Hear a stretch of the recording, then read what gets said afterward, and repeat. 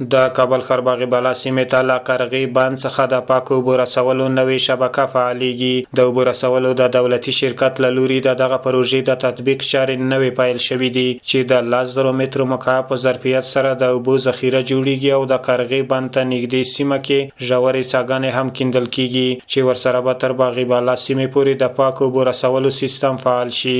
دا پروژه چې نن افتتاح کیږي چې د 2 میلیونه ډالرو په مصرف باندې او هغه تقریبا شاوخوا 14,000 کورنیو ته په 14,000 کورنیو کې به څومره مسلمانان وي چې هغه له دې څخه استفاده کوي. په کال کې موږ 100 میلیارډ متر مکعب اوبه کابل نه باسو، خو بیرته چې ورځي هغه په 50 میلیارډ 80 میلیارډ متر مکعب دا 40 میلیارډ بیرته کم شوي په کال کې کمیږي چې دغه اوبه موږ تاسو لرو خو ډېرې بې کیفیته په ډېرې غیر اصولي شکل مصرفیږي. ځمکې نه ورځ تر بلې راباسو خو د هغې د استفادې چې کومه معاصره طریقه ده هغې نه کار نه اخلو.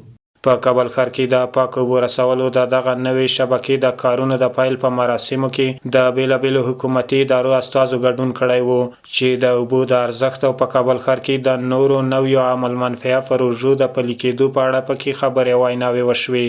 دا پروژه چې د قرغې بند نه شروع کیږي انتقالي پایپ دی، په دې کې اوبه انتقالیږي تر بالا سیمې پورې چې هغلته موږ تیاره موجوده 10,000 ذخیره لرو، یعنی 10,000 متر مکعب ذخیره هلته تیاره لرو چې اوس فعاله شبکې او برخه د هغه ذخیره.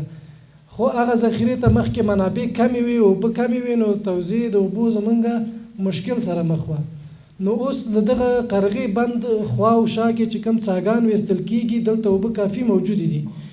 دې ځینه اوبه انتقالیږي دغه 10,000 متر مکعبه بالا سیمې ته ذخیره ته انتقالیږي.